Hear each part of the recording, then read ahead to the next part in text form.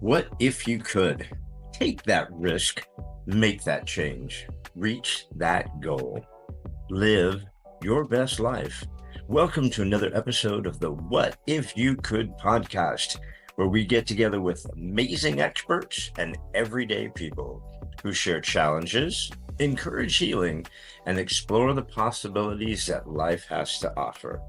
I'm your host, Gary Scott, and I'm excited that you're along for the ride.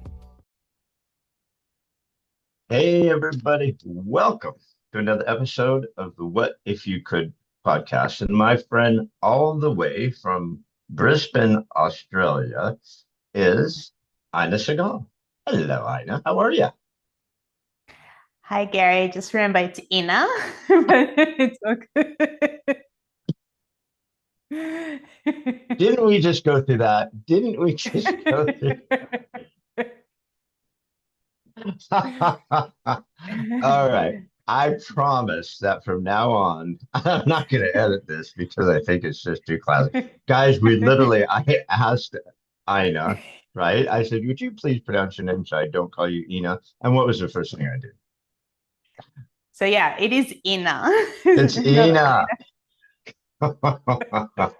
Everybody, it's Ina Segal. I knew that. I knew that. I was just testing you. It's the accent. It's completely threw me off. So I'll get this straight by the end of the episode. I promise I'll get it straight. But anyways, I'm gonna go ahead and read your bio and try to dig myself out of this mess. So real quick, everybody. Um, Today, I am honored to welcome Ina Segal, a pioneering intuitive healer and the best-selling author of The Secret Language of Your Body. Uh, Ina has dedicated over 2 decades to helping individuals unlock the secrets of their body's wisdom, facilitating profound healing on physical, emotional, and energetic levels. Through her transformative teachings and intuitive insights, Ina has empowers people to reconnect with their inner guidance, fostering self-healing and personal transformation.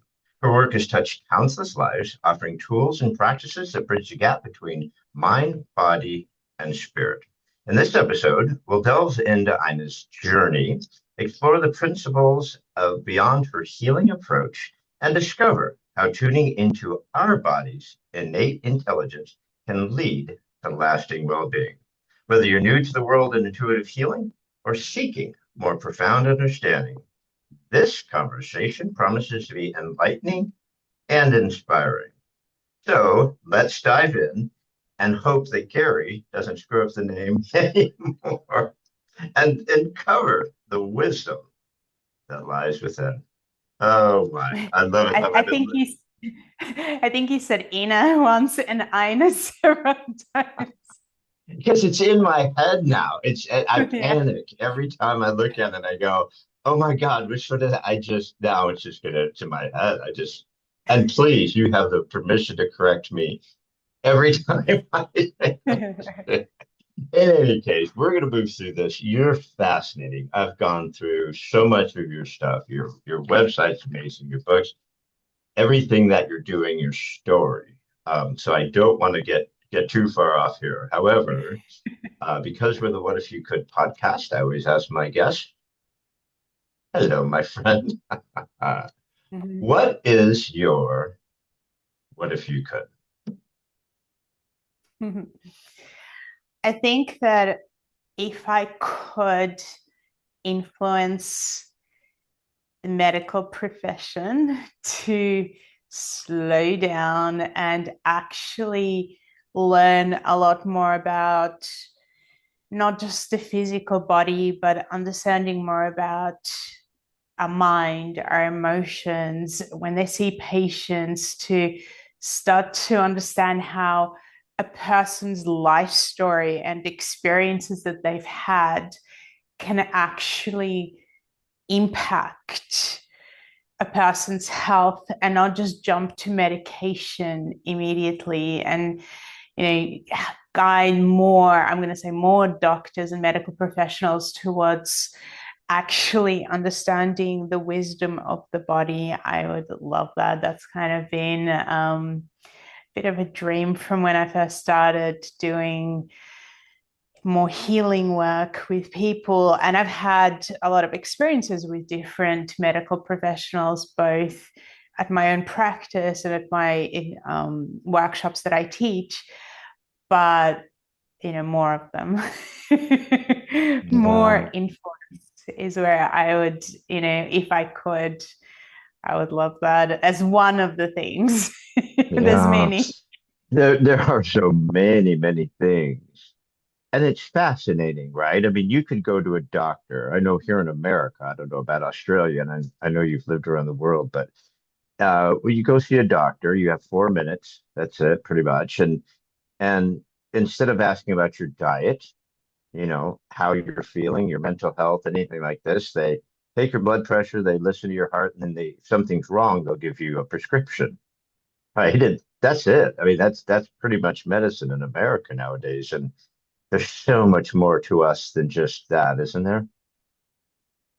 Absolutely. And I think this is where it, has frustrated me so much at different times because just like a doctor, who has to study medicine, and in Australia, I think it's about a 7-year course, but they don't learn anything that is outside of just the physical body and medication.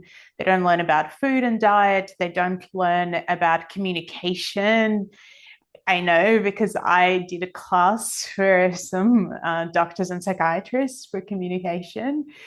And I was shocked that they literally learned nothing about it.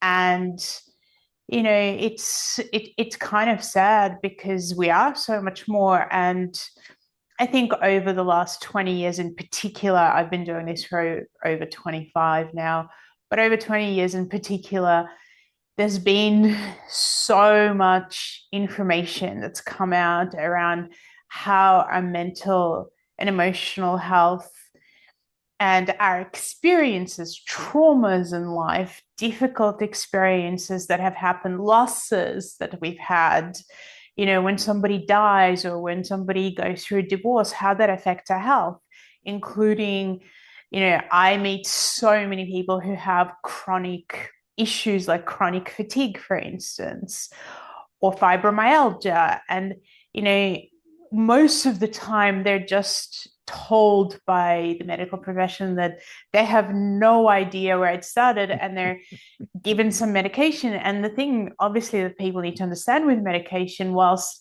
for some people, I'm sure it can be life saving, and it has been, but the amount of side effects that you can get, especially when it's a chronic condition, very often, are so bad, including I've read different packets of medication because I have people around me who've taken them.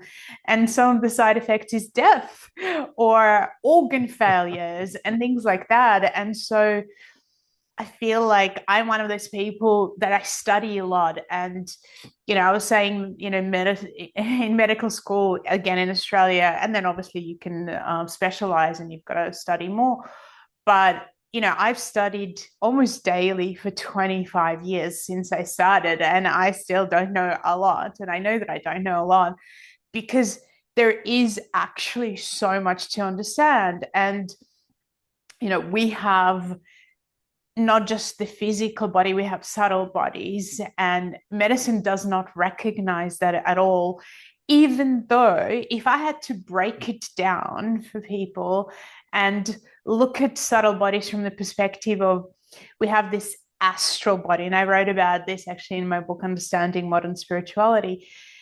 And the astral body is connected to your soul. And obviously, medicine does not really recognize that we have a soul, but it's connected to our soul, and it's connected to our emotions, our desires, and it's also the body of pain and pleasure. So, for instance, how do we even know that it's real? Well, when you study about this astral body, for instance, and you go to sleep, right? When we are in deep sleep, we're not conscious. And then when we wake up, not always, but at some point, most people have experienced that little jolt of like, oh, I've become conscious, I'm awake. And this is actually the astral body coming back in, because during the night, the astral body goes on a journey into the spiritual world and we become unconscious. And so we don't experience any sensations, and we don't necessarily have a memory of it. And, the more we can, and then we have this etheric body, and the etheric body is a copy of the physical. Now, one of the things that happens with the etheric body is that if somebody has a surgery, and let's say they have a leg cut off, we have heard countless people say that even though they don't have a leg, they still feel sensations. So how is that even possible unless we have these subtle bodies? And so when we start to understand things about them, like, for instance, I don't know about you, Gary, but I've seen people who've passed over, and within a very short period of time of when their, let's say, soul leaves the body, their physical body collapses. Now, the etheric body is actually what holds the physical body together. And this is why there is a collapse. And the etheric body also balances out the digestive system so that we don't have putrid smells that come out of our body when the digestive system is trying to digest food. So the etheric body works with it to make sure that that happens. And that's what we see. Within a short period of time of somebody's soul leaving their physical body, the physical body starts rotting because it doesn't have the etheric body to work on it to make sure that that we don't have those smells and it's not rotting. And so there's so much evidence, and I'm just giving a few things, that we are not just physical beings, but modern medicine just ignores it all and gives very harsh medicine often. And again, I'm not saying for people to get off their medicine, because obviously the medical community also can attack you for saying anything like that, because they dominate, if we're honest. And it's like, again, obviously I'm not saying get off it, but I'm saying research it, actually make conscious decisions. Well, we certainly learned that, even though most of us already knew that big pharma pretty much runs everything on the planet, big ag and big pharma. But I think COVID woke a lot of people up to the fact that, heaven forbid, if you say, gosh, I'm not sure I want to jab myself with a bunch of experimental poison, you just get attacked, right? I mean, it's if you want to make decisions for your own health or your own body that goes against what whoever they are, just keep everybody safe, you certainly get attacked. And gosh, you open up so many things with what you just said. So I want to go back to a couple of things. Um, the astral body, you kind of covered that, but let's go back to the astral body. That was pretty fascinating. Mm. So the astral body in itself. So when people say, for instance, oh, I can see somebody's aura and I can see colors, and they talk about it as a soul, and the aura in itself has several different layers that actually show you and tell you different things. So for someone like myself, I had an experience where was able to connect to my own body and kind of wisdom of my body and heal myself. And from that experience, I awakened an ability that I actually think everybody has. Some people have to work at it more than others. But I really believe that we all have access to it if we are open to it and are willing to do exercises and work towards refining this ability. For me, it was available potentially because I have that running in my family. My great grandmother was a clairvoyant. So maybe, I don't know. but I had access to it. And so I was able to see into people's bodies. So when people talk about an energy fields in that way, so when people talk about auras and seeing things like that, I would see whether it was, and I guess I would see what is going on in a person's life and their story and where things are actually really coming from in terms of their, emotional, mental, physical challenges, or literally any challenge that they're dealing with, relationship challenges, because everything affects us. And so at times I would see the auric field, but often I would see what I mentioned was the etheric body, which is the copy of the physical body, or sometimes even the physical. Sometimes it would be the astral body, which essentially contains everything to do with your personality from the perspective of my likes and dislikes. So the reason, let's say you take me and my brother, right? So my brother will have his own particular likes and things that he loves, even though we were brought up in one family, and I'll have completely different ones. And that comes from, we can call it personality, but it actually comes from a huge part of it is the astral body, where, I have particular likes towards, so I love something or I don't like, and everything that I like and don't like is stored in this body, as well as every sensation that I have. And so people again say, well, sensation is a physical body condition, but that makes no logical sense if when the astral body leaves during the night, we don't feel pain and we don't have sensations, right? So again, I love logic. So if we actually start to think about things logically, we start to see that, well, hold on a sec, what's going on there? Now, the astral body. So now we have to enter, if we're going to explore this further, into the land of where people don't necessarily believe certain things. And I like the way that your show is called, is connected to what if. So let's look at what if. What if we have more than one life? And the astral body actually carries our karma and destiny, so to speak.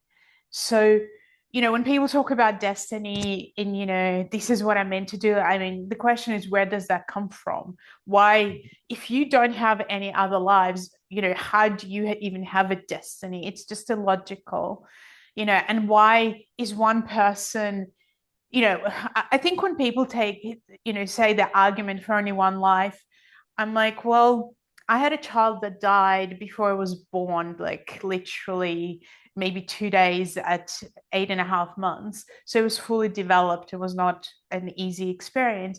So are you telling me that that child with that soul will never have another life, but it didn't actually have a life? So it's illogical to think that. And then, I've had two children and they are completely different. Well, how does how do we have completely different people, some who have a lot of depth, some who don't, some who get sick and die very early, some who live till 100 plus? It's like, is God that judgmental? How does God decide to give one 100 years and one 2 years? It's just, there's no logic in this. And how are we so different? Yeah. And how do we have different talents and abilities? So just feel like people believe things and don't necessarily take any time to logically look at, anything. And then how does synchronicity even work? So it's like, how do I feel a connection with another person or go through an experience? And what if I haven't, let's say, there's plenty of people who have conflicts, right, in their relationships, and they leave it. And so is there no repercussions for that? Do we live in a world that is just random? And how do we have a body that can do all the things that it can do? Like, did it just randomly appear? I mean, and this is for atheists as well. It's like, it's just such lack of logic in so many things that we are, and the opposite of the truth that we are thrown out to. And so the astral body essentially, in my exploration of 25 years, holds our destiny and holds our karma. And again, people have zero concept of what karma actually is. It is all to do with meeting people in your life or experiences that help you to grow based on something that in the past or in previous lifetimes you potentially got stunted in and were not able to work on. And so, I agree with people when they say things like, I have one life in this body. And I think that's the key, to say, yes, in this body, in this country, probably in this reality, one life. But as a soul spirit being, you have potentially, and I'm going to say potentially because not everyone does, potentially you have multiple lifetime experiences, and that's also another huge topic, which I'm moving away from the astral body. But while you're here, when you have connections with somebody and you meet somebody and you go, oh my God, oh, this feels like destiny, or I feel like I have a purpose in this life, all of that comes through their astral body. When you meet someone, you go, God, I swear I've met you before. I just I feel like I've met you before. I've known you before. And it kind of brings me to your ancestral healing, which you talk about with your grandmother and your childhood and our childhoods, and how we somehow carry through generations this same, like I call mine a curse because all my family's crazy, right? So I'm like this generational curse. I'm like, someone's got to stop it, right? I'm stopping it. So my kids do not carry this gene or this curse, right? But it's true, isn't it? It just seems like it carries, and it's not like you talked about logic. It's almost not logical that it would continue, through hundreds of years, but it does. It just seems to be there. Mm. Well, absolutely. And I think it's so interesting because I've literally sat down at different times looking at my own family history, looking at my partner's family history to see how it all connects and how essentially it works, both on levels of, your own repetitive patterns. So how you repeat things generation after generation. And also it looks at, when we're looking at ancestry, it's like anything that's not really worked on or transformed ends up connecting to the whole family. So for me, in my family, on the physical level, every person in the family has issues with their teeth and issues somehow with their digestive system.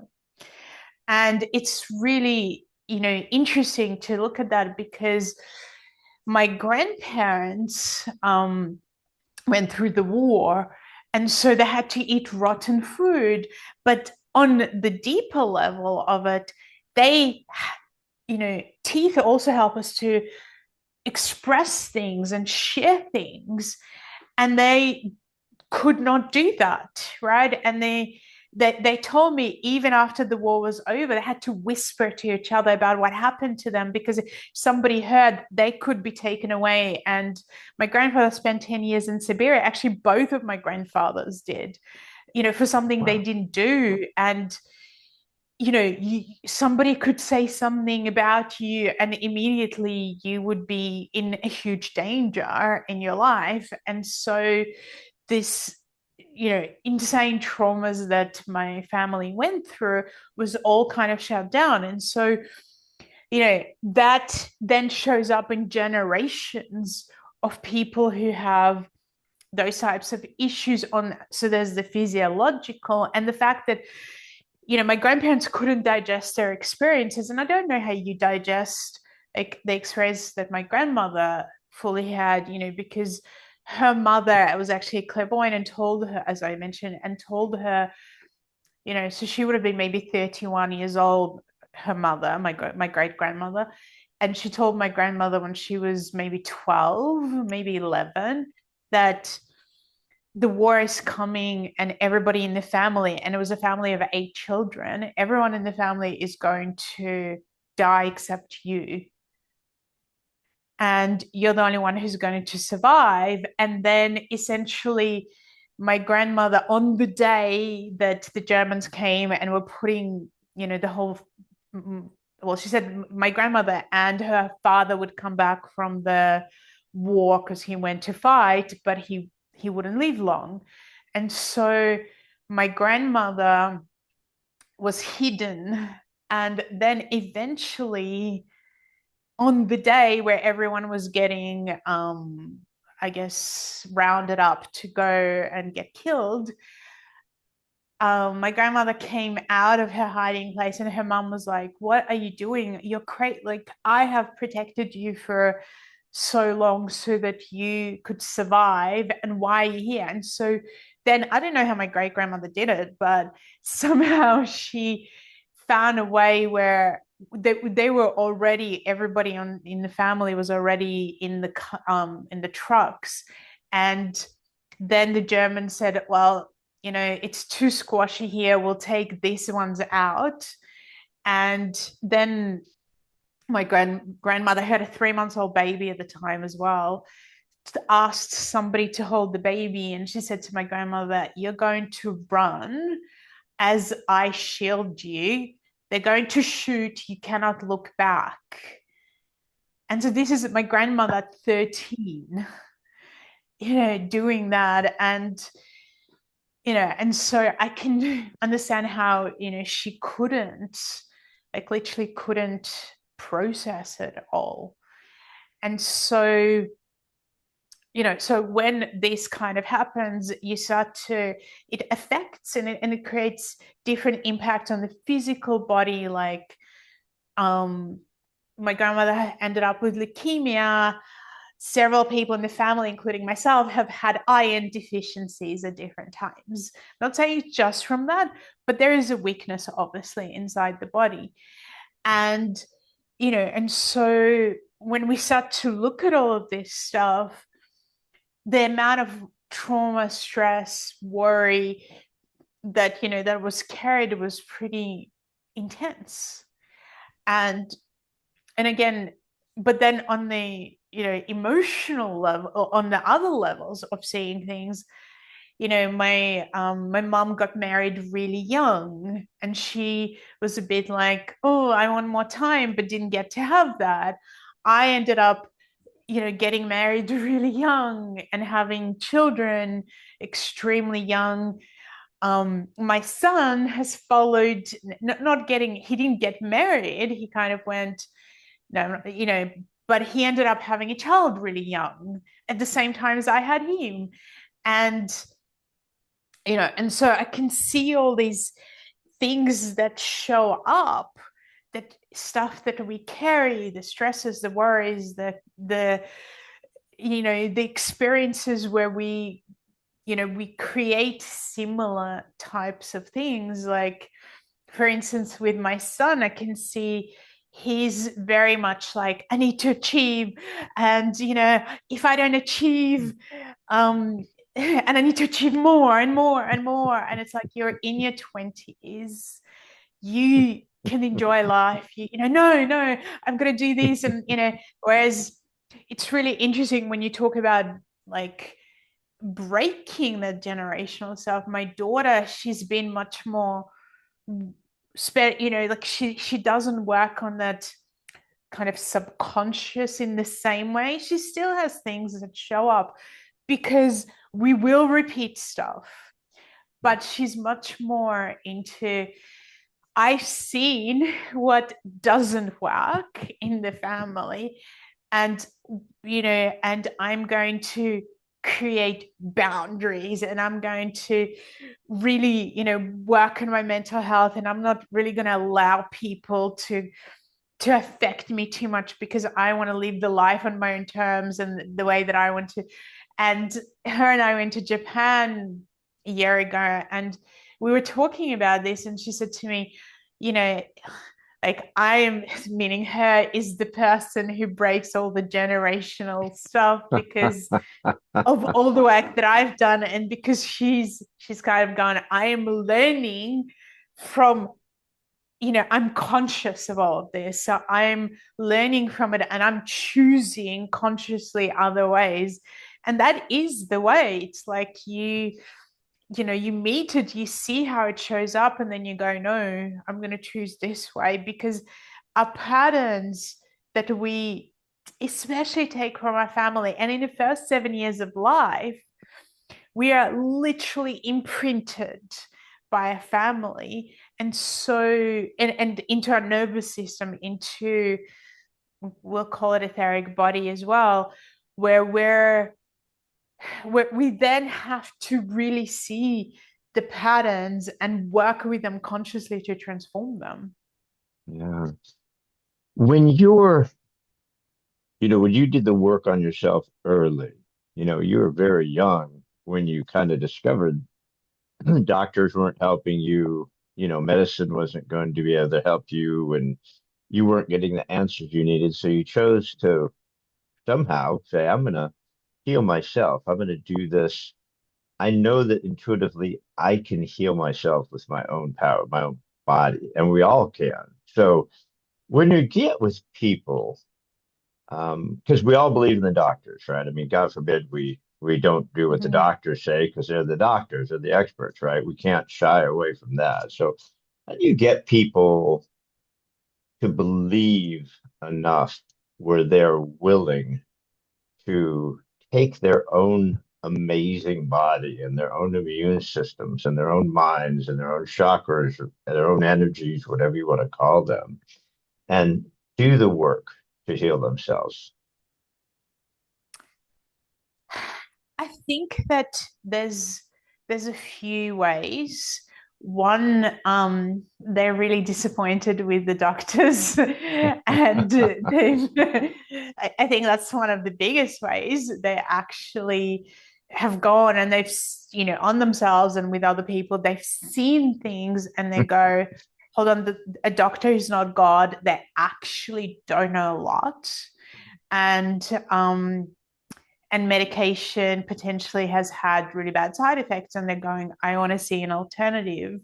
I want to find an alternative, which is also, we're in an industry that is a hard one in a sense, because even in alternatives, there are many people who don't know what they're doing. I'm going to say, if I'm really honest, there's many people who don't really study much. And there's been, like, I'm at the moment teaching practitioner students, and for somebody to become a practitioner with me, it takes years and years of study.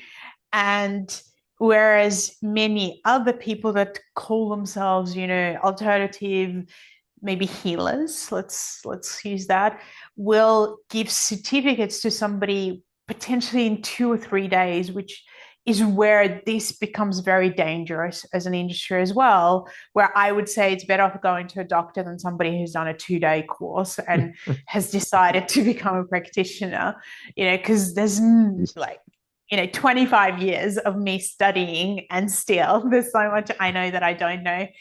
Um, so, it's a challenging kind of thing, because when we go into the alternative, ideally, what I'm trying to do, and I think, obviously not the only one who's doing it, there's many, many people, but we need to educate people. But even before you go and find somebody, you need to start with some kind of self-education.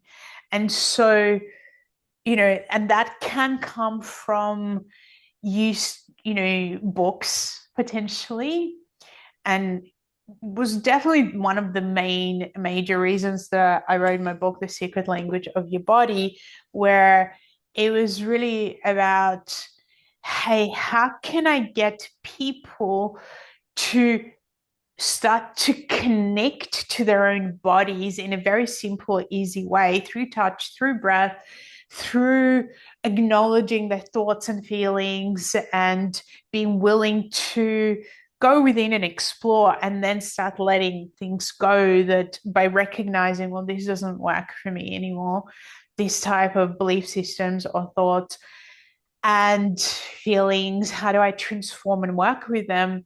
And essentially from there, helping people, the more you know your body and yourself, the better choices you're going to make.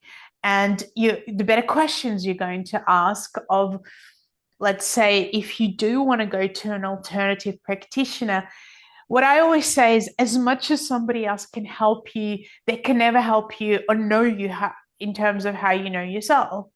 And so if if you have a willingness, then the idea is to get to know what's available, and also not to get stuck on if something doesn't work for you and doesn't work immediately for you. Because essentially, medicine has taught us that something needs to, let's say I have a headache and I take whatever, tablet, wherever country you live in, and within half an hour, I don't have a headache. But also it affects my liver, but I don't know that because I, don't know my body, or my microbiome or my digestive system. It has an effect, but hey, I don't know, so who cares type of attitude is how we've grown up with in terms of the medical system. The more you understand things in terms of alternatives, you start, and sometimes I've seen people start with food and with diet in terms of getting to know their bodies, where and that's probably one of the easiest places for people to start with, where they go, well, hold on. The most logical, obvious thing is that if I put something toxic inside of my body, and you mentioned that, then potentially my body may not work very well. And, again, I have to say that there's certain things that have happened where, maybe we didn't know and we were told something. And that could be anything from people having amalgam feelings for so many years, not knowing that they can really affect your body or your health in a particular way, because medicine also doesn't always tell the truth, or often, or twists the truth around lots and lots of things, and so it's that kind of, I guess, thing of certain people at certain times, have done things, including potential, you've mentioned having injections, let's call them, in ways that then you find out, what's been put into my body is not great. And so the idea is to then go, I am responsible for my health. So can I start to detox? Can I, whatever you've done, what can you do that's better? Because we can sit all day and say, this is bad and this is bad and that's bad, because all of us have done certain things at some point without fully researching or understanding or recognizing it. But then the question becomes, what can I do about it? And how can I improve it? And how can I make it better? And what can I learn? And obviously, no one knows everything. And so, but the more you know your body, the more, even with diet, right? I've worked with people who are very well known in the detox diet, all of these industries. And, and I've sat there in, at their workshops, and I've spoken on stages with them, and I've gone, I completely disagree with this. Or, my body doesn't work in the way you're explaining, because, you believe, and I've been vegan in my life, and I've eaten meat, and I've been vegetarian, I've been all the things, everything. And I've seen how my body reacts to all of those different diets. And I've gone, right? For me, I'm going to make the choice that is the right one because in one camp, people say, oh, you should only eat carnivore because that's the healthiest. And in this camp, they say, no, any meat is bad and you've got to be vegan. And, and or you need to do raw food because that's the most important, or just fruitarian, or just, and it's like, if that works for you and your body type, and again, there's so many aspects involved, go for the cleanest option for you, is what I'm saying. Yeah. Experiment, explore, but also don't let it become everything. But that could be a way in, right, into health, and people feeling, I can do something about it. I can fast, I can juice, I can cleanse, I can buy organic food, I can do all of these things that are healthier, I'm going to say, and I can take herbs, I can take supplements, and so on. And so you have that area, and then you have, well, I can do all of this, but not work on my emotions, and I'll still be sick. And so, from there, you might go, okay, how do I work with my body from that emotional, mental, energetic perspective? And really looking at people, and and what they're teaching. And some people teach techniques that, in my opinion, are extremely harsh. They're too pushy, that they're trying to get you to transform something too fast. And again, because we live in the culture of band-aid solutions, if somebody's promising something, oh, in 2 sessions you're going to be this, or in that, it's like, you need to use logic, right? I'm of the belief that slow and steady wins the race, right? And that when something is slow and natural, you don't have big explosive releases that then damage people and then make them go, no, I'll never do anything in the alternative industry. And people also skip a lot of steps because, again, they go to people and they assume that somebody, just because they're in the alternative health industry, they may know everything or a lot, especially if you're new to it. Mm-hmm. Whereas most people only know a little bit, and again, it is taking your health into your own hands means research. You have to become your best friend. You have to be a researcher, and you have to find the people that have, the most experience, logic, that, make sense, that have depth in what they do. They're not promising, these band-aid solutions that are instantaneous. Yeah, that's part of the biggest challenge because, like you said, we want an instant solution. We want to take a pill and I'll make it better. A couple of challenges with that is one, it's not real, and two, it's just masking what the real challenge is. It's just covering up something that you should be addressing and just not taking something real quick. And because we live in a microwave society, an instant society, to get someone to just take that longer term approach to not just their physical health, their mental health, their gut health, their brain health, their health of their soul, the health of their spirit it takes a lot of work because we like things to happen now, right? I mean, it's like it has to happen now. And I like what you're talking about, the diets and stuff. I mean, because let's face it, our gut is our brain, right? I mean, like you said, if you could just start there, maybe start with your gut, healing your gut through whatever diets that you choose. But of course, like you said, the one that makes the most sense. Like, let's do healthy food, right? Let's do real food. Um, that's a, that's probably a good start. The other thing I wanted to touch on that you brought up, and just because of the time, is the childhood. I'm always fascinated by how our childhoods completely screw us up. And you dealt with that. You dealt with the childhood aspect of healing? Well, I have, and in a really interesting way, because again, there's people say, "Oh, I do inner child work." And for me, originally, when I heard all this when I was in my early 20s, I was like, it just sounds so fluffy. I don't even know if I want to go there. And then later on, over time, what I actually discovered, which is the developmental stages and how vitally important they are, because in each developmental stage, starting from the womb, there's so much that goes on. And I'm that person, I am a researcher. I research things and I like detail. And so when I was, and I like things that make logical sense, right?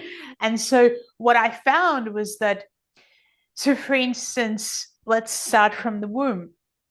You have 3 trimesters, and each trimester something different and very important is happening, and depends on what was going on for the mother through each trimester. We're either absorbing things that will eventually make us be who we are, and will kind of what's the word that I'm looking for, will predetermine what kind of mental, emotional, physical experiences we're going to have. And that's everything from, let's say, how the mother felt about the body, how the mother felt about the father, how she was treated, finances. Like, we absorb so much, and even a lot of potential physical challenges can, and again, this is not to blame the mother, but this is to understand, because the baby's so fragile in a sense of how it's growing in terms of what is happening around. And again, I can honestly see that in my own children, and it's difficult because I've mentioned I had a child that died, and then I had my son very, very soon after. And I can see that I was in fear the whole time of, when I was pregnant with him, of what if something happens, and I would drink this cold water to make sure that he moved. And I was in this numb state. And I 100% see how it's affected him in his life and the struggles that he's had around it. Whereas with my daughter, I had much more confidence because I had a child that lived and was okay. And, she's been a lot stronger, a lot healthier in that sense. But again, for instance, with my daughter, I had gestational diabetes, but it was like 0.01% over, which is ridiculous. But they made a huge big deal about it. And, and because, the doctors made such a big deal about it, then it became this whole thing about that I couldn't breastfeed her naturally. They had to give her formula, and I was against it, and I was fighting with them, but it was hard to fight with them because I was so young and they didn't take me seriously, and and all this stuff. And so what actually ended up happening was that in my pregnancy I was so good with everything else, but towards the end, with this whole fight around, no, I disagree, I don't want this and I don't want that, because it was very particularly about this formula and feeding. What happened? My daughter, like, she was this perfect child growing up, but she wouldn't eat food except like cucumbers or very, very particular food. It was a not like that part was a nightmare because, and it came from this, and I didn't recognize it until she was a little bit older, and she became so fussy. Whereas my son never had that problem, that challenge. And so, when we start to look at these stages and what's really going on with people, like addictions, people don't realize how many addictions actually start from what the mother was doing when she was pregnant, meets, whether she had like what kind of birth she had and what was given to her during it. So if she had an unnatural birth, it is like the possibility of the child becoming, having addictions goes up enormously. So there's so many things that we don't know and don't understand in terms of these different stages of development and what actually really happened. I've had people who have had depression and anxiety. And again, this is not about blame, but this is about actually figuring out where it comes from. And it was nothing to do with them. This is again ancestry. The mother had it, or there was some kind of horrible accident or a loss that occurred. And so when people start to understand that, and then people will say to me often, I'll be talking to somebody and I know exactly when something comes from childhood. I can even tell through whether it comes from childhood, which body parts you have issues with. And so, I've identified it very clearly what age it's usually connected to.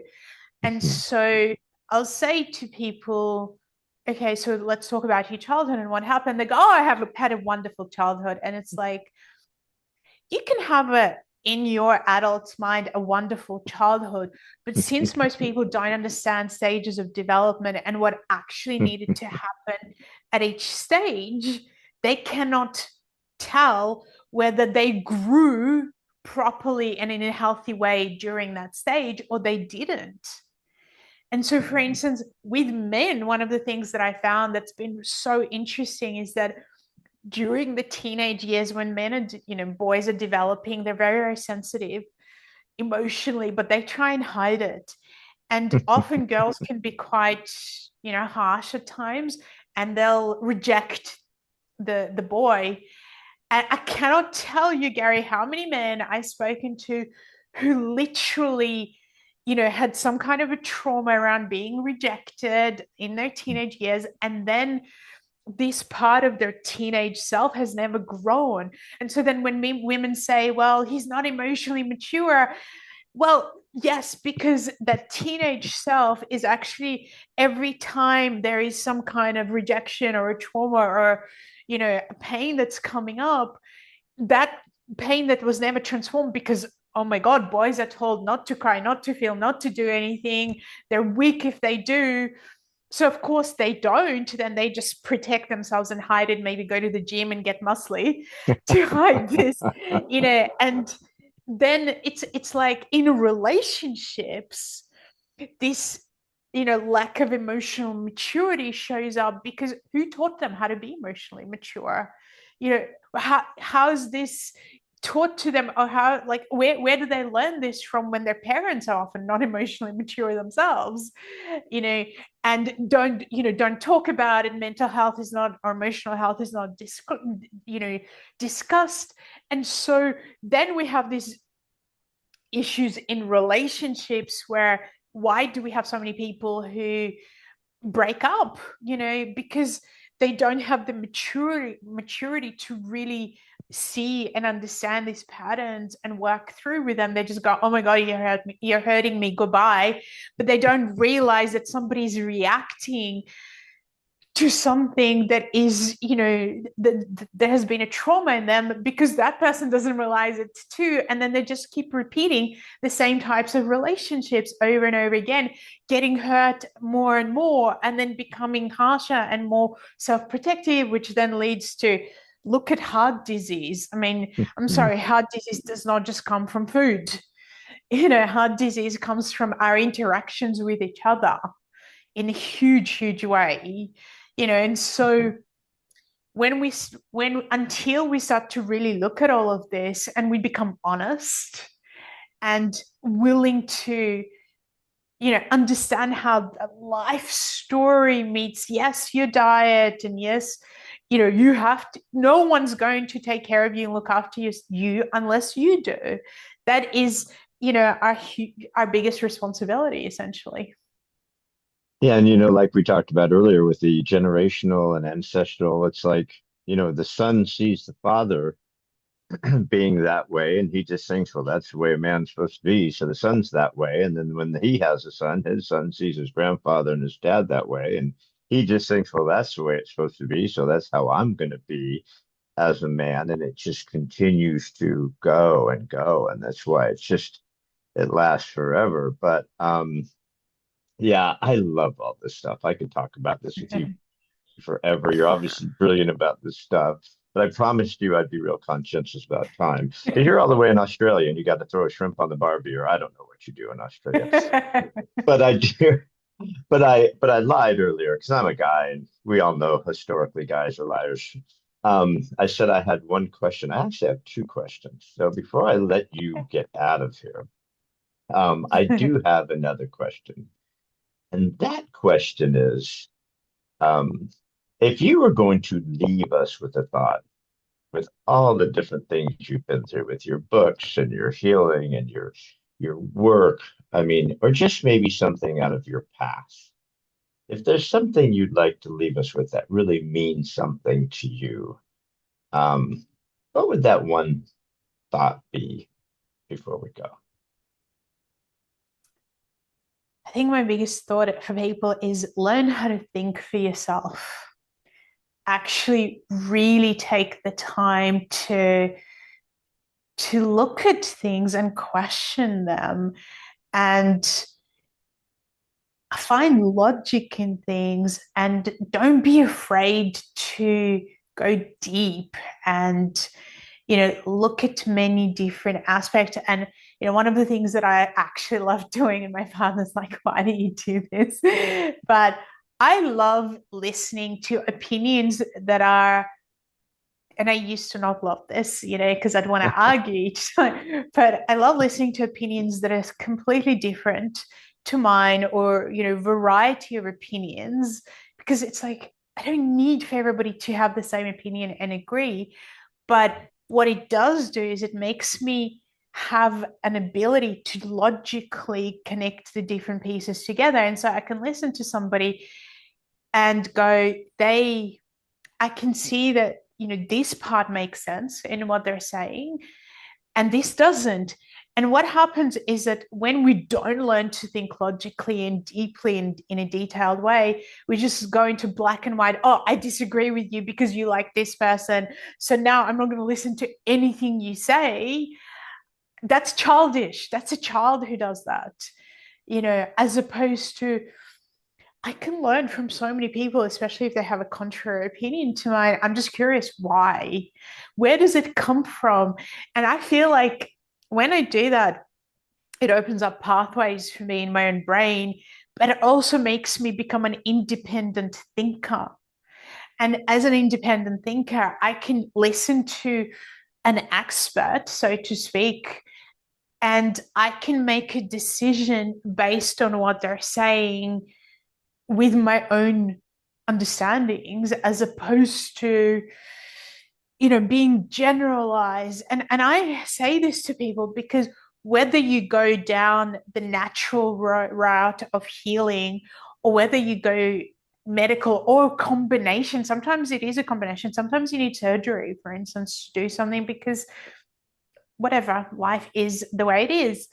And what I say again, in everything that you do, if you make decisions based on not just something somebody told you, but actual research, then the likelihood of your decisions are going to be so much better. And I know there were years in my life where I was lazy, when in my 20s and stuff, or I just didn't know how to research properly certain things. And so I made stupid decisions that I regretted, and then gone, oh my God, I just, like, or maybe I didn't want to research certain things, and then and it took a long time, because it does take a long time to learn that. But without discernment, you're going to be constantly at the mercy of the media, that lies all the time, at the mercy of, a doctor that may have, some very important understandings, but may also guide you in the way where, even though they're trying to help you, it actually breaks your body down, and it's not the right path for you. A nutritionist who's telling you to do one thing, but it's not right for your body, or, an educator.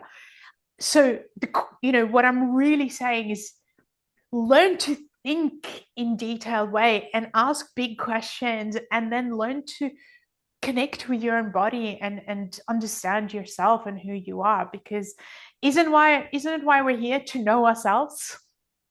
Yeah, I love that. That's exactly why I do this, so I can meet brilliant people like yourself.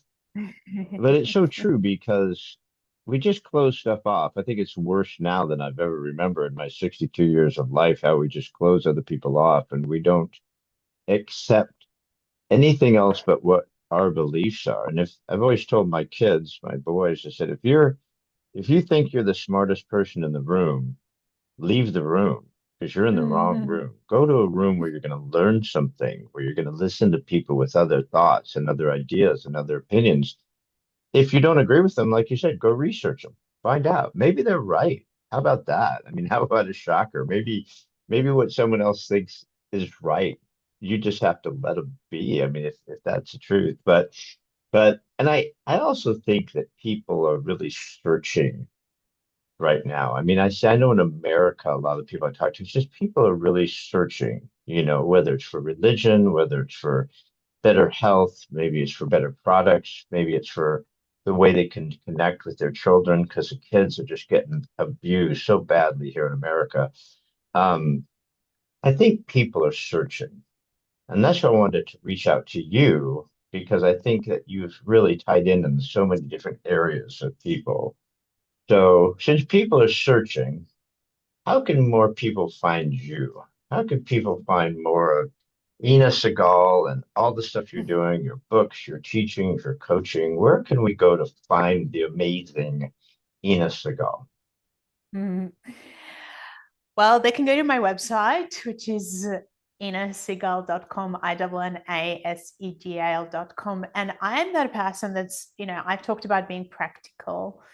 And at this point in my life, I want to connect to as many people as possible and educate them, because that is, kind of my purpose at the moment, is education in this realm of how to think deeply and how to understand things, and that most people don't talk about, don't study, don't take the time for. And so I do give people, it's like a shortcut in terms of, here's all the things I've learned, and I want you to think about it and go and explore more. But this is essentially where you can start, because I'm, that person that is, if you could find a scientist in the spiritual realm, I would be the scientist, essentially.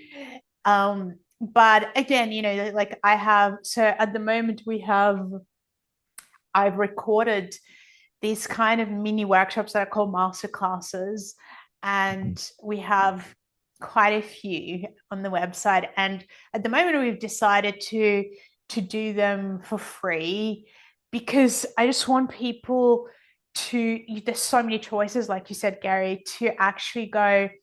If you, let's say, like this conversation and you go, you know what? I do like depth, because if you want a band-aid solution, I'm not the person for you. Like, I'm not interested in that. I'm not interested in step skipping and, band-aids that then you have to rip off and start all over again. And, no, no, thank you.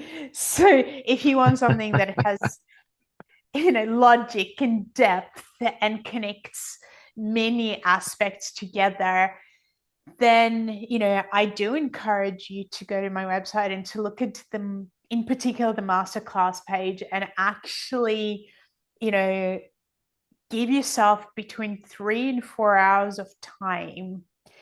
Pick a date, and this is like the date with yourself, and it is free to explore. And unlike many people, I actually give you a lot of really, really important information, as well as processes that you can do to start to experience and explore them yourself. And obviously, it's not 3 hours of time where to really know and understand yourself, but it is an incredible beginning. And I hear people constantly say, oh my God, I didn't know that we'd go this deep. I didn't know this process can go.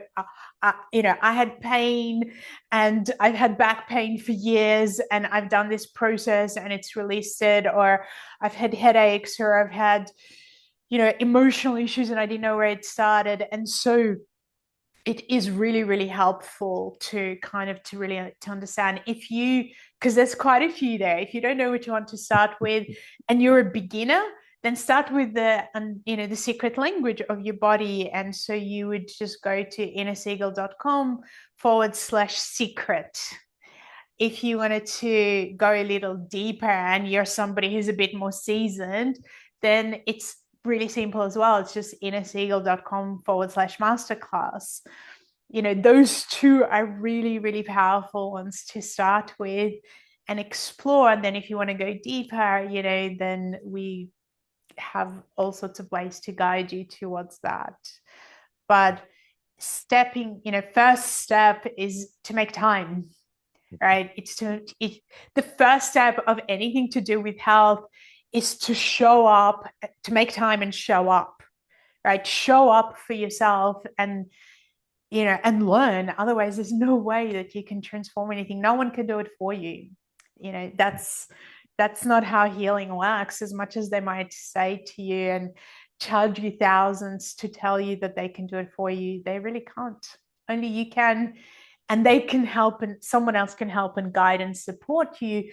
But at the end of the day, as I always say, even if I can tune in and tell you all sorts of things, and I do with certain people, I don't know your life story. I will never know your life story the way you do. I can pinpoint things and guide you towards what you need to work on, but you're still the one who's going to have to do it. So, I encourage you to step up and be your own best friend. Well, I love that. And, like you said, you just have to make the time for it. No one's going to.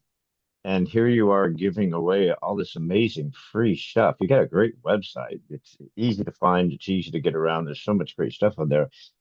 And if you don't value yourself enough to take 2 or 3 hours instead of scrolling on your phone and looking at, chimpanzees picking on a rooster, it's like, right? It's like if you don't want to shift the time that you're wasting here and invest it in time for yourself, especially with all this free stuff that you're offering with these classes, and to try because it's not easy. We're not perfect people. Try to help get yourself maybe to a place where you feel a little better, right? I mean, if you don't want to do that, my gosh, what are you even here for, right? I mean, what do we even goof around for? So, right. So, Ina Segal, you've been amazing. I'm glad. I think I finally got it right now. I think after all this, Ina, I think I got it right. But guys, you just you just had some amazing time. Just an hour just flies by.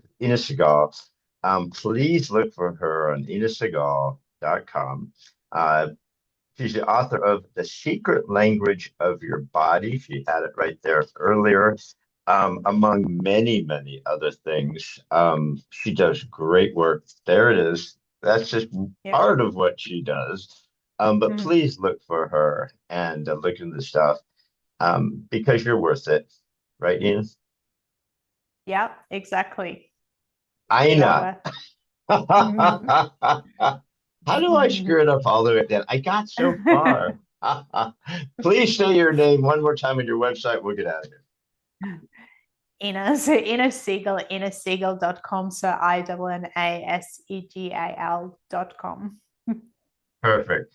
We're going to have it on the website. So you guys can just click on it so I don't screw it up anymore. All right, my friends. Thank you so much. Thank you for joining us all the way from Australia. You're amazing. Love all your work. And thank you for sharing your time with us. I'm really grateful. Thanks, kiddo. Talk to you soon. See ya. Thanks again for joining us on another episode of What If You Could podcast. Please subscribe, like, share, and give us any feedback. We'd love to hear it. And remember, if you can dream it, you can do it. See you next time.